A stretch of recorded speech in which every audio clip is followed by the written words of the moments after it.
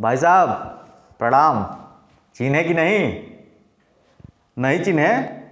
कहाँ महाराज, आप भी नेता हो गए हैं क्या कि खाली वोट वक्त टाइम चिन्हेंगे, भूल जाते हैं? अरे भाई गांव वाले रिपोर्टर बोल रहे हैं, पहचान गए? ठीक है, एक बार और नमस्कार।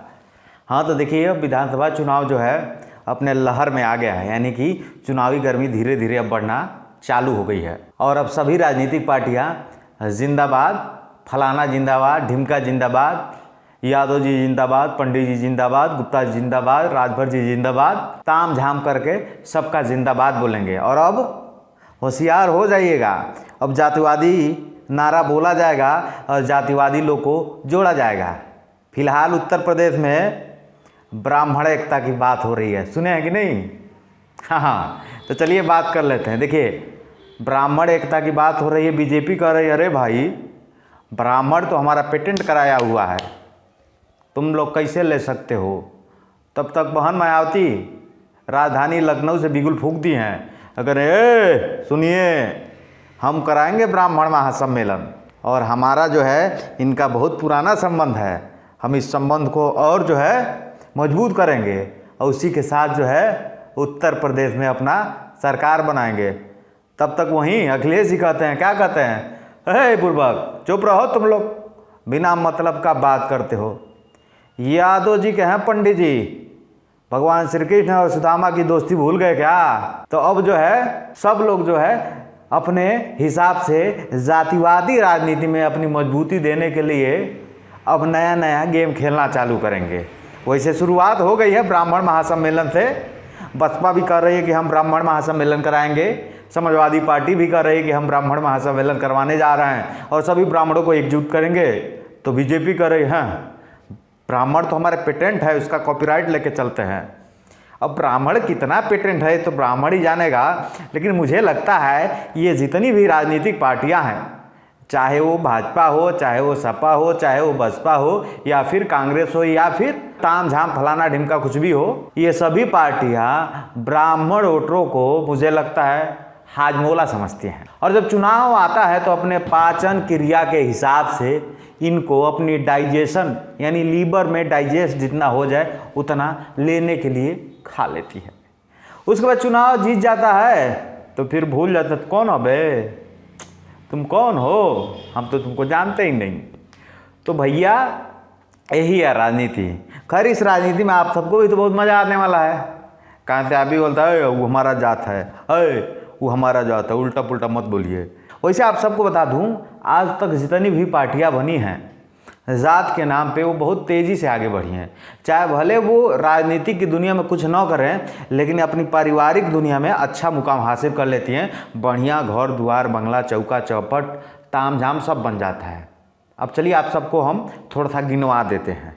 देखिए, अपने पूर्वांचल में ही एक निषाद पार्टी है जो कहती है कि हम निषादों का भला करेंगे। ठीक है, अभी हाल में ही हुए चुनाव में बीजेपी के साथ गठबंधन कर दी।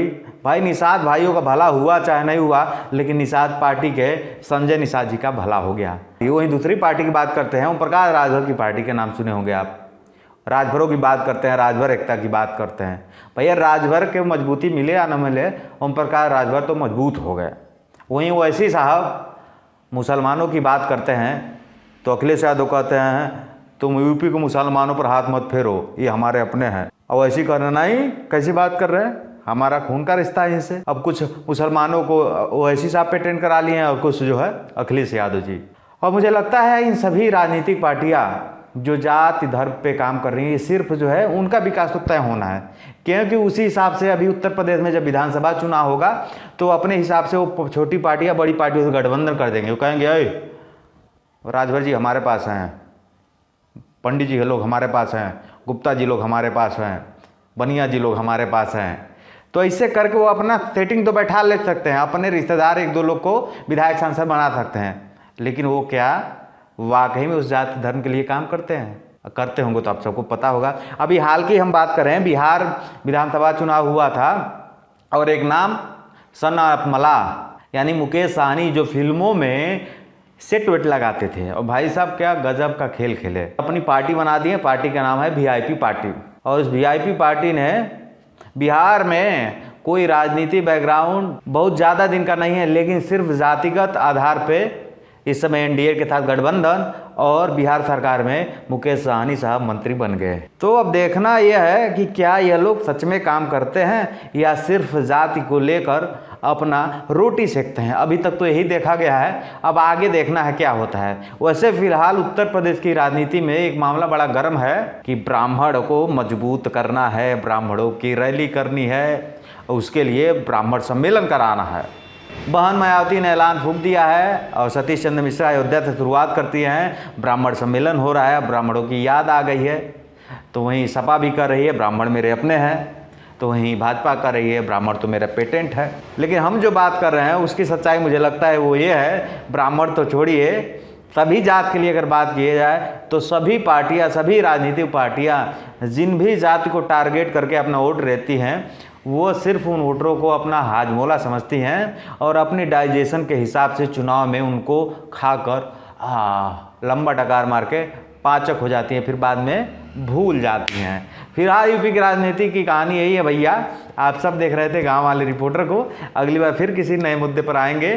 फिलहाल यूपी में जो है ब्राह्मण वोटरों को लुभाने के लिए नया नया गेम चल रहा है। सपा इधर खींच रहा है, बसपा उधर खींच रहा है और भाजपा तो पकड़ा ही है। अब देखते हैं आने वाले चुनाव में ही पता चलेगा कि ब्राह्मण किसके साथ जा रहा है। तो आप सब गांव वाले रिपोर्टर पे प्यार बनाए रखिए और मस्त मस्त बात हमसे जानने के लिए इस चैनल को सब्सक्राइब कर लीजिए।